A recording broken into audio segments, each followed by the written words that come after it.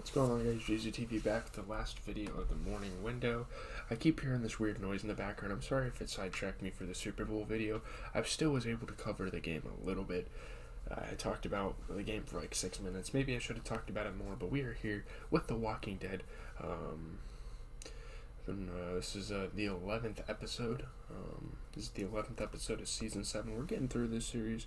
We're not doing too bad on progress. We're going to talk about the plot and the critical reception. So, yeah. As Negan and his men are returning from Alexandria, Dwight discovers that Daryl has escaped and finds the anonymous note Daryl has passed in his cell. So this is kind of the first time that Dwight learns of this, and he probably, I'm sure he's panicked because he was kind of the one that was responsible for Daryl and his time there. And, yeah, who knows how Negan will respond. When Negan arrives, he has Dwight beaten up and put in Daryl's cell. Yep, Dwight kind of expected that. Dwight kind of had it coming for him,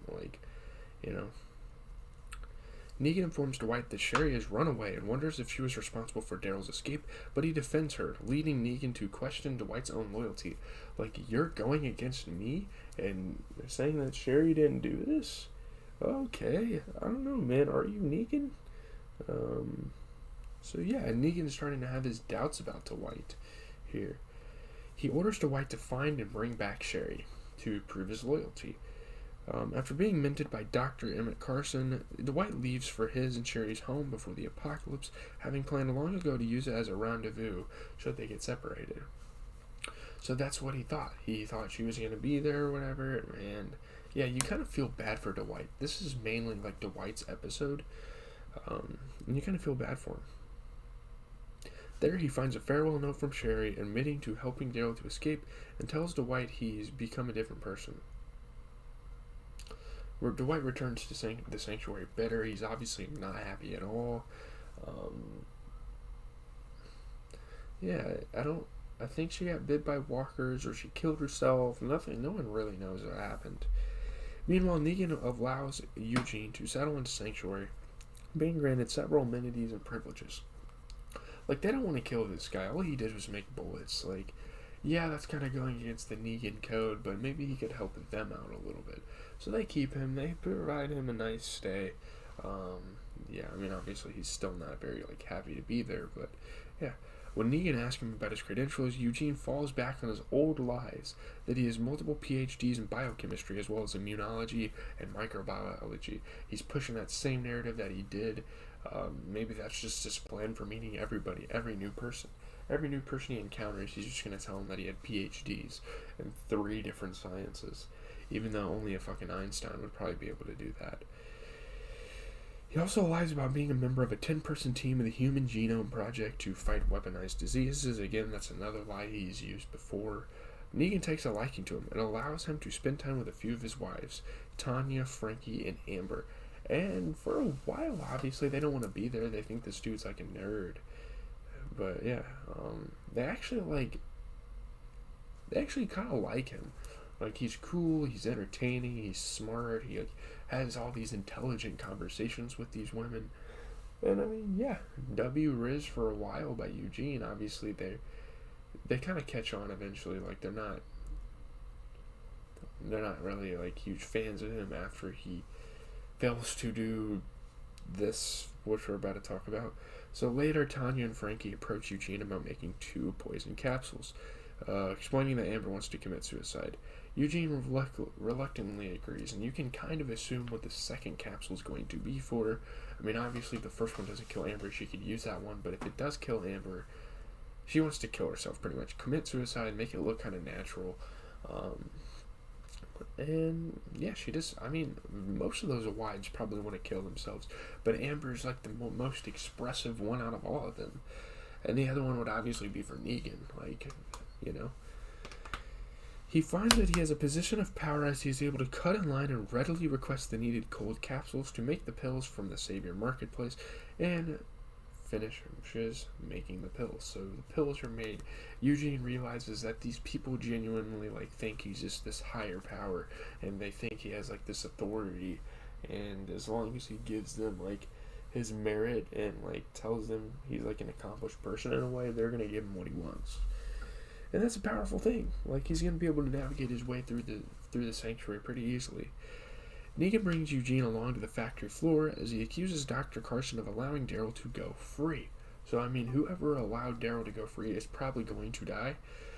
Dr. Carson refutes this, but Negan shows him a note they found in his office admitting to this, which Dwight had secretly cut from Sherry's letter and planted there. That's awesome. I love that Dwight did that. That was an awesome move. Obviously, we don't really give a shit about the doctor, right? Dr. Carson attempts to blame Dwight, but Dwight remains steadfast. He remains with his story. He's like, no, don't try to cover this up now. Negan prepares to brand Dr. Carson with a hot iron, but Dr. Carson relents and admits to letting Daryl go. Yeah, he did it. That's exactly what Negan wanted you to say. As punishment, Negan throws Dr. Carson into the furnace, burning him to death. So this is interesting because obviously they have Eugene, who has all these credentials and stuff. He has all these PhDs, and Negan's going to put him to work. He's probably going to be a replacement doctor. Back in his apartment, Eugene tells Tanya and Frankie that he knows the pills are for Negan, not Amber, and refuses to turn them over. They angrily leave. This is kind of where that relationship falls apart, and Eugene doesn't have a lot of allies. They knew he was making those for Negan. All along, he's like, yeah, is Amber really that suicidal, or is she just emotional? Negan later arrives and prepares to ask Eugene a question, but Eugene quickly responds, I'm a Negan, pledging his allegiance to the Saviors. So yeah, he's no longer really a part of Rick's group. I mean, everyone's owned by the Saviors, but he's literally like a part of their sanctuary. The next day, Eugene is overseeing defense preparations outside Sanctuary. May there be an attack coming their way. Josh McDermott played Eugene, and he was the central focus. Him and Dwight, that was cool to see some side characters. Obviously, The Walking Dead has done pretty good in the past at giving side characters their episodes. I think this was a pretty decent episode. 84%. Well, obviously, Austin Emilio did great as Dwight as well. 84%, 6.96 out of 10 with 31 reviews on Rotten Tomatoes. Obviously, that's a big platform. We always talk about Rotten Tomatoes over here, of course. While it may slow the season's pace, Hostiles and Calamities takes a tense look inside previously unexplored Savior lives, advancing one character's logical and much-needed moral transformation. They gotta be on the AV Club. It's a solid episode devoted to Eugene and his journey towards the dark side. Whether or not that journey was entirely necessary is a question we can save for some other time. For now, it's nice to have a story with a clear beginning, middle, and end, one that finds a character making an unexpected and yet entirely plausible choice.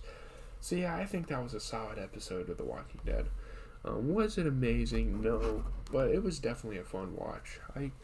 I wasn't like mad at anything that they did with this. I think it's kind of cool to see Eugene convert to this side, and it just kind of adds to the fire. It adds fuel to the fire of this war that's going on between the Saviors and the Hilltop and the Scavengers and the Kingdom and the people of Alexandria. It's just going to be crazy. Like, it's going to be a fat war in the end, and if they don't do that, obviously they're fumbling the bag. Like, you have to have an end war. Or else this is not going to be a complete season at all. But I don't know. We'll have to see how this goes. I mean, they still have 3 more seasons after this to wrap up the show. So we'll have to see what direction they take it. Right now, we're kind of in a neutral position, maybe preparing for